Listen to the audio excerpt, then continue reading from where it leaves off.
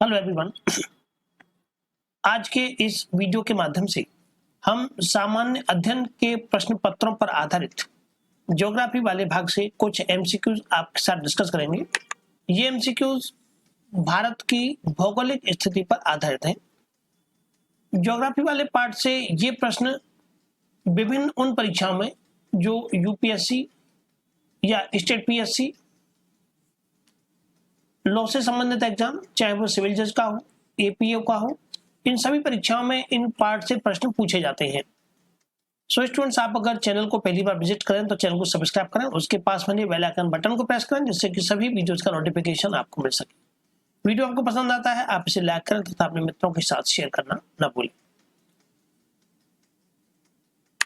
भारत की सामान्य स्थिति पर आधारित ये प्रश्न है। इन प्रश्नों को हम विस्तार पूर्वक व्याख्या के साथ डिस्कस करेंगे। आप अगर ज्योग्राफी से संबंधित कुछ बेसिक कंसेप्ट अगर नहीं जानते हैं तो वो भी आपको हम इस वीडियो के माध्यम से अवगत कराएंगे। पहला प्रश्न को दिया हुआ है कि भारत अवस्थित है, भारत लोकेटेड है। अक्षांश दिए हुए हैं 8 डिग्री 4 मिनट दक्षिण से लेकर के 37 डिग्री 6 मिनट उत्तरी तथा देशांतर में 68 डिग्री 7 मिनट पश्चिम से लेकर के 97 डिग्री 25 मिनट पूर्वी देशांतर के मध्य। अक्षांश दूसरा ऑप्शन है कि 8 डिग्री 4 मिनट उत्तरी अक्षांश से 37 डिग्री 6 मिनट दक्षिणी अक्षांश तथा देशांतर में 68 डिग्री 7 मिनट पूर्वी देशांतर से 97 डिग्री 25 मिनट पश्चिम के मध्य। 8 डिग्री 4 मिनट उत्तरी अक्षांश से 37 डिग्री 6 मिनट उत्तरी अक्षांश के बीच तथा देशांतर में 68 डिग्री 7 मिनट पूर्वी देशांतर से 97 डिग्री 25 मिनट पूर्वी देशांतर के मध्य। और 8 डिग्री 4 मिनट दक्षिणी अक्षांश से लेकर के 37 डिग्री 6 मिनट दक्षिणी अक्षांश तथा देशांतर में 68 डिग्री 7 मिनट पश्चिमी देशांतर से 97 डिग्री 25 मिनट पश्चिमी देशांतर के बीच में। थोड़ा समझते हैं कि अक्षांश और देशांतर, इन्हें अंग्रेजी में लैटिट्यूड, अक्षांश को लैटिट्यूड और देशांतर को लॉन्गिट्यूड कहते हैं।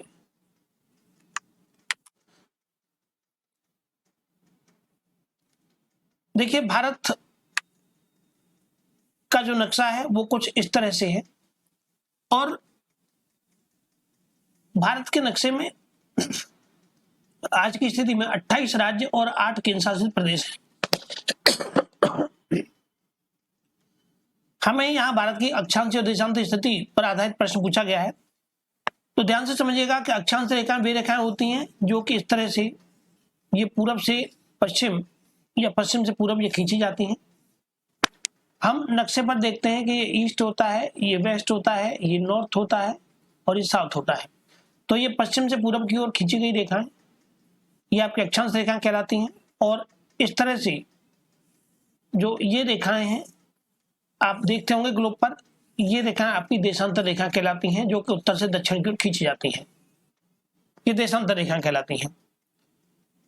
ठीक इसी क्रम में जैसे कि भारत की स्थिति आप देखते हैं ग्लोब पर, मान लीजिए कि ये ग्लोब है,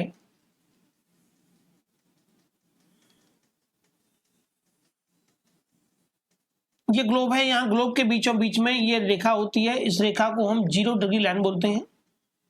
0 डिग्री अक्षांश रेखा या इसको भूमध्य रेखा या विषुवत रेखा भी कहा जाता है। भूमध्य रेखा, विषुवत रेखा या इक्वेटर अंग्रेजी में कहते हैं, 0 डिग्री लाइन कहते हैं अक्षांशीय रेखा। भारत जो स्थित है वो कुछ इस तरह है। यहाँ इसे एक हम 2 पार्ट में गोले को लेते हैं।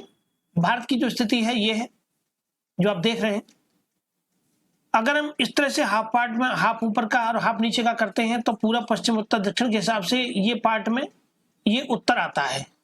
ठीक है, इसी प्रकार से अगर हम इस तरह से इसको डिवाइड करते हैं तो ये पूरब आता है और ये पश्चिम आता है। तो भारत की जो स्थिति है वो यहाँ है। तो यानी कि ऊपर उत्तर का भाग और ये पूर्व का भाग, यानी कि जैसे 4 दिशाएं होती है, 4 दिशाओं को 8 दिशाओं में हम डिवाइड करते हैं तो यहाँ की स्थिति, तो ये जो दिशा कहलाती है ये उत्तर पूर्व कहलाती है, ये जो भाग।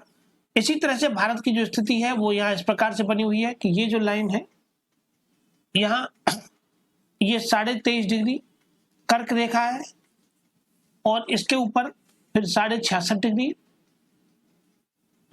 रेखा है ऊपर। नीचे 0 डिग्री लाइन से नीचे 23.5 डिग्री ये मकर रेखा है और ये ऊपर 66.5 डिग्री नीचे की ओर दक्षिणी अक्षांश रेखा है। तो भारत जहाँ स्थित है, ये कर्क रेखा भारत के 8 राज्यों से होकर के गुजरती है। भारत की जो स्थिति है वो उत्तर पूर्वी गोलार्ध में भारत स्थित है। जिस तरह से हमने आपको ये बताया, ये हिस्सा इसमें ये काउंट किया जाएगा, उत्तर पूर्वी गोलार्ध में भारत स्थित है। कर्क रेखा इसके बीचों बीच से होकर के लगभग गुजरती है, 8 राज्यों से होकर जा रही है। अब अक्षांश की बात करें तो ये 0 डिग्री लाइन था या नीचे की ओर, यहां से जो स्टार्टिंग होती है ये 8 डिग्री 4 मिनट उत्तरी अक्षांश से प्रारंभ होता है मामला। ये देखिए नीचे 8 डिग्री 4 मिनट से ये मामला स्टार्ट होता है अक्षांश से लेकर के, और ऊपर इस तरह से ये सबको काउंट करते हुए जाते हैं तो ऊपर ये 37 डिग्री 6 मिनट उत्तरी अक्षांश के बीच में। उत्तरी क्यों? क्योंकि ये ऊपर के उत्तरी गोलार्ध में है, इसीलिए अक्षांश की स्थिति उत्तरी में रखी गई है। अगर नीचे की ओर होता तो ये दक्षिणी अक्षांश में इसको काउंट करते, यहाँ होता तो दक्षिण में होता, यहाँ ऊपर की ओर है तो उत्तर में है ये। तो 8 डिग्री 4 मिनट उत्तरी अक्षांश से लेकर के 37 डिग्री 6 मिनट उत्तरी अक्षांश के बीच में, तथा देशांतर रेखाओं की बात करें तो देशांतर रेखाएं ये इस तरह से जो काउंट करके ये बनाई जाती हैं, ये देशांतर रेखाएं। इन देशांतर रेखाओं में जो देशांतर की स्थिति है, ये पूर्वी देशांतर की बात आती है। मैंने आपको बताया था कि यहाँ इस हिस्से का अध्ययन कर रहे हैं तो ये हिस्सा पूर्व का डायरेक्शन बताता है। तो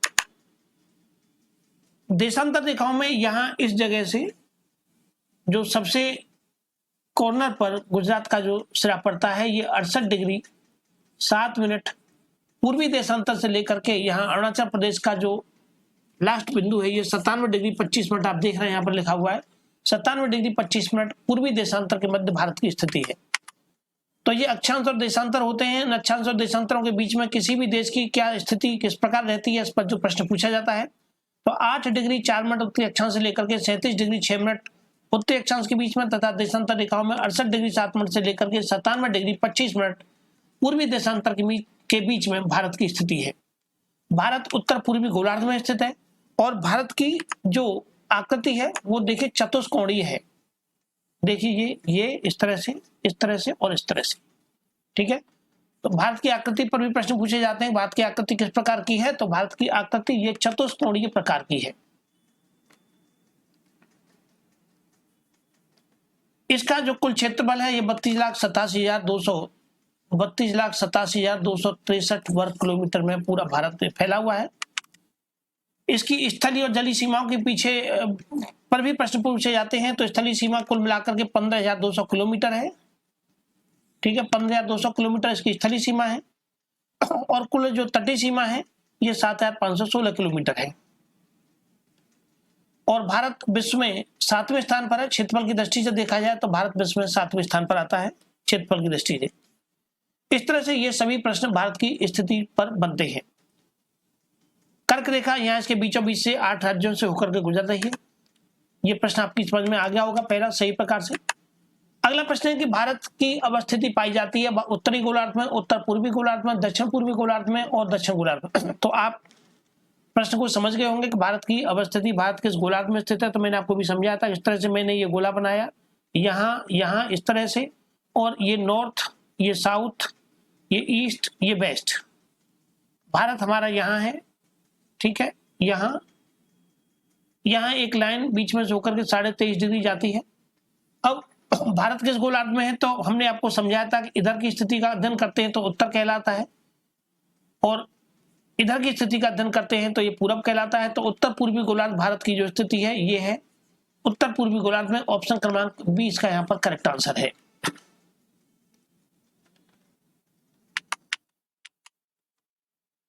पिछले प्रश्न में हमारा जो आंसर था ये ऑप्शन क्रमांक सी था, ठीक है। 37 डिग्री 8 डिग्री 4 मिनट से लेकर के 37 डिग्री 6 मिनट, 68 डिग्री 7 मिनट से 97 डिग्री 25 मिनट पूर्वी देशांतर। ऑप्शन क्रमांक बी यहाँ पर इसका करेक्ट आंसर। प्रश्न अगला है कि किस राज्य में औसत समुद्र तल के संदर्भ में न्यूनतम ऊंचाई वाला बिंदु स्थित है? औसत समुद्र तल के संदर्भ में न्यूनतम ऊंचाई वाला बिंदु किस राज्य में है? काफी आसान प्रश्न है। इस प्रश्न का सही आंसर है ऑप्शन क्रमांक ए, केरल, ठीक है। ऑप्शन क्रमांक ए इसका सही आंसर है केरल। केरल में एक स्थान है कुट्टानाड, ठीक है। कुट्टानाड एक केरल में स्थान है। ये स्थान भारत का न्यूनतम ऊंचाई वाला क्षेत्र है और यह क्षेत्र समुद्र तल से नीचे अपने खेती के तरीकों के लिए प्रसिद्ध बताया जाता है। ठीक है, खेती के तरीकों के लिए समुद्र तल से नीचाई पर होने के कारण खेती के तरीकों के लिए यह क्षेत्र अपने आप में प्रसिद्ध है और इसे केरल का धान का कटोरा कहते हैं। ठीक है, इसे केरल का धान का कटोरा भी कहा जाता है। ऑप्शन क्रमांक ए यहां पर इसका ये करेक्ट आंसर है। प्रश्न अगला है कि केरल का कुट्टानाड या कुट्टूनाड, दूसरा नाम इसका कुट्टूनाड भी है, कुट्टानाड भी है, दोनों नाम है। मीठे पानी की झील के लिए प्रसिद्ध है, भारत का न्यूनतम ऊंचाई वाला क्षेत्र होने के लिए प्रसिद्ध है, एक प्रवाल द्वीप के लिए प्रसिद्ध है या भारत के सबसे पश्चिम में स्थित बिंदु के लिए प्रसिद्ध है। तो केरल का कुट्टानाड ये प्रसिद्ध है भारत के न्यूनतम ऊंचाई वाला क्षेत्र होने के लिए। ऑप्शन क्रमांक बी, इस क्षेत्र को मैंने आपको बताया कि धान का कटोरा भी कहते हैं केरल का। प्रश्न अगला है कि निम्न स्थानों में से किसे सूर्य की अनुलंबित किरणें कभी प्राप्त नहीं होंगी। ठीक है, सूर्य की अनुलंबित किरणें, ये स्थान दिए गए हैं आपको, 4 ये जगह दी गई हैं। इन 4 जगहों में से किस स्थान को सूर्य की अनुलंबित किरणें प्राप्त नहीं होंगी।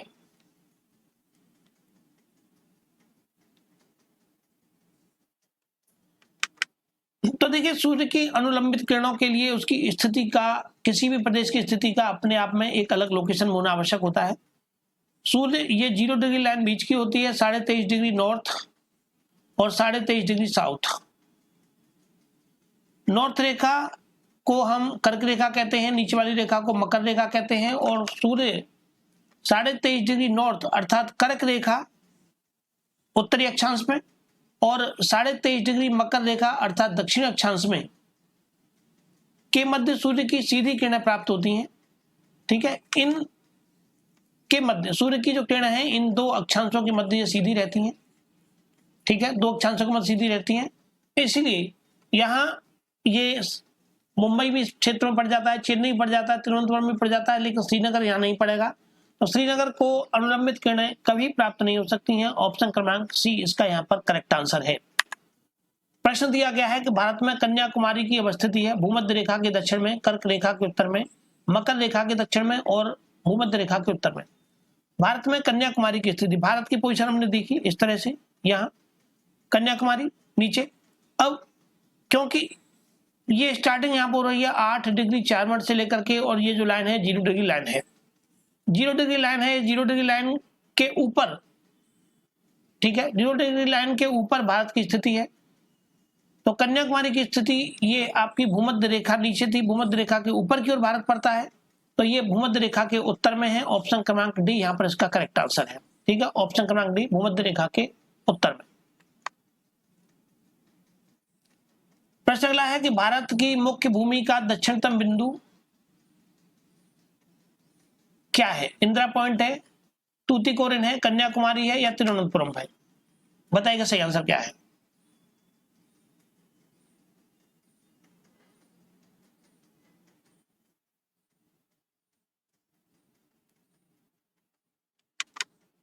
देखिए, तमिलनाडु राज्य में स्थित जो कन्याकुमारी है, ठीक है, तमिलनाडु राज्य में है ये कन्याकुमारी। तमिलनाडु राज्य में स्थित जो कन्याकुमारी है ये भारत का दक्षिणतम बिंदु है। ठीक है, कन्याकुमारी में भारत का की मुख्य भूमिका, ठीक है, भारत में उसकी मुख्य भूमिका जो दक्षिणतम बिंदु या सबसे नीचे का जो बिंदु है वो कन्याकुमारी में है।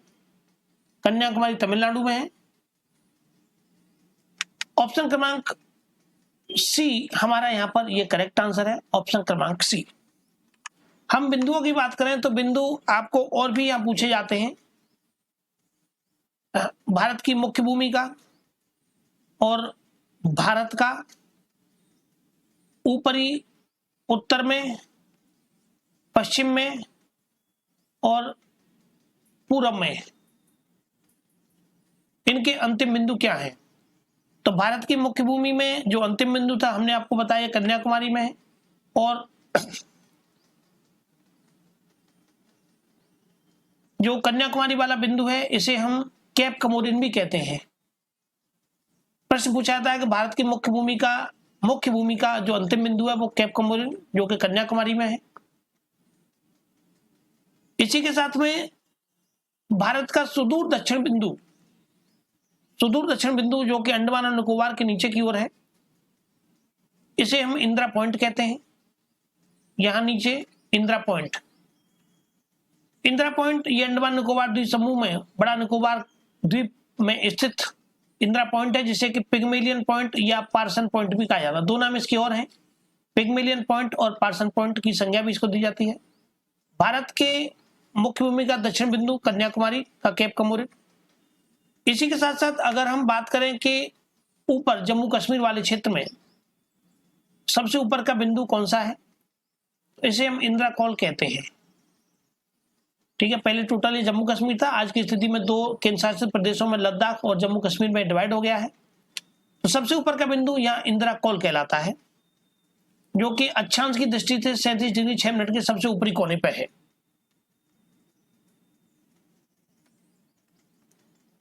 हम पश्चिमी और पूर्वी सिरों की बात करें तो पश्चिम में गुजरात राज्य में गौर माता या गुहार मोती, गुजरात राज्य में यहाँ सबसे पश्चिमी ओर पर गुहार मोती या गौर माता। ठीक है, ये प्रश्न पूछा जाता है, गौर माता या गुहार मोती। और अगर पूरब की बात करें तो अरुणाचल प्रदेश में इस बिंदु का नाम है किबिथु। अरुणाचल प्रदेश में इस बिंदु का नाम है किबिथु, जो कि पूर्वोत्तर बिंदु अरुणाचल प्रदेश में है। ये सभी प्रश्न पूछे जाते हैं, तो आपको इनका ध्यान रखना है प्रश्नों का। चलिए आगे बढ़ते हैं। अगला प्रश्न है कि 9 डिग्री चैनल अवस्थित है।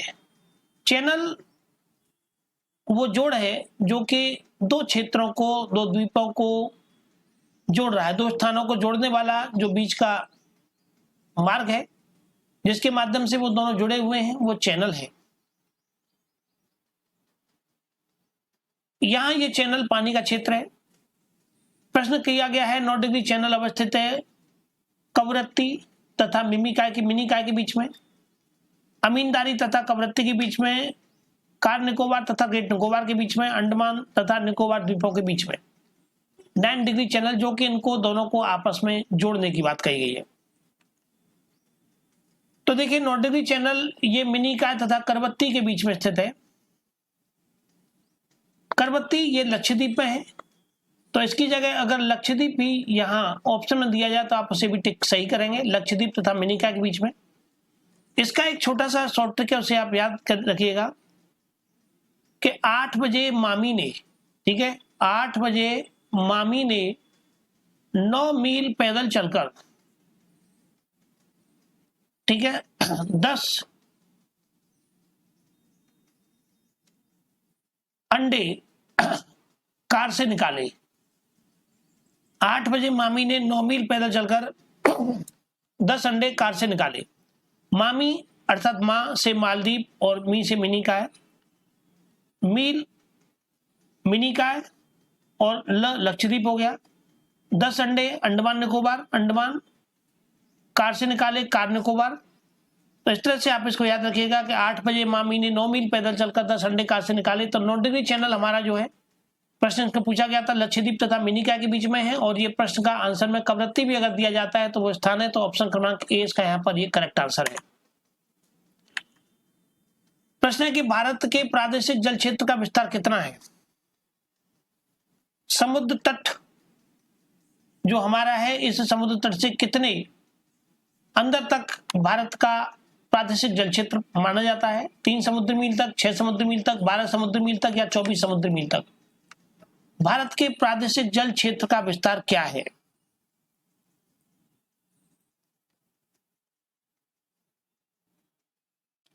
जो भी स्टूडेंट वीडियो को देख रहे हैं कृपया वीडियो को लाइक शेयर करते चलें, जिससे कि ज्यादा से ज्यादा परीक्षार्थी वीडियो से लाभ उठा सके।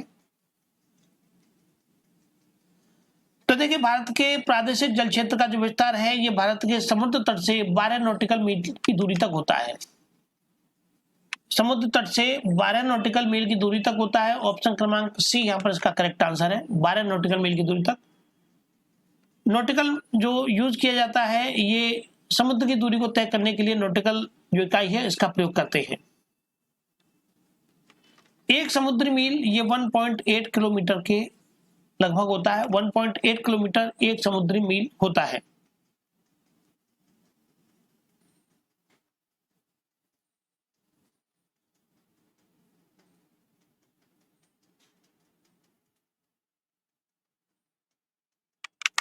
अगर संलग्न क्षेत्र का प्रश्न दिया जाता है, ये प्रादेशिक क्षेत्र है, ठीक है, अगर संलग्न क्षेत्र का प्रश्न पूछा जाता है कि संलग्न क्षेत्र या अविच्छिन्न मंडल भी बोलते हैं इसको, अविच्छिन्न मंडल, ठीक है, अविच्छिन्न मंडल या संलग्न क्षेत्र, इसको भी आप याद रखिएगा, अविच्छिन्न मंडल या संलग्न क्षेत्र का प्रश्न पूछा जाता तो इसकी जो माप होती है ये होती 24 समुद्र मील, ठीक है। संलग्न मंडल या अविच्छिन्न क्षेत्र की बात करते हैं तो ये होता है आपका कुल मिलाकर के 24 समुद्र मील।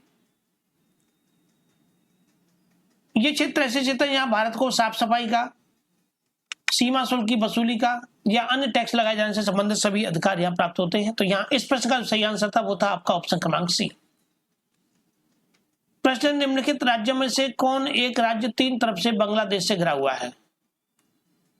आपको इसके अध्ययन के लिए मैप देखना बहुत जरूरी है। कौन सा एक राज्य 3 तरफ से बांग्लादेश से घिरा हुआ है? मैप देखिएगा, मैप पे जाकर के पोजीशन देखिए कि बांग्लादेश के आसपास के राज्यों को, क्योंकि मैप पर आधारित 1-2 प्रश्न एग्जाम में पूछ लिया जाता है। तो देखिए बांग्लादेश ये आपका दिया गया है, इस बांग्लादेश से 3 ओर से घिरा हुआ, ठीक है, बांग्लादेश से जो घिरा हुआ क्षेत्र है आपका, ये आपका त्रिपुरा है, ठीक है, बांग्लादेश से जो घिरा हुआ एरिया है त्रिपुरा है। तो आप एक बार प्रश्नों को, नक्शा से संबंधित जो प्रश्न है उनको सॉल्व करते समय मैप की रीडिंग अवश्य करें।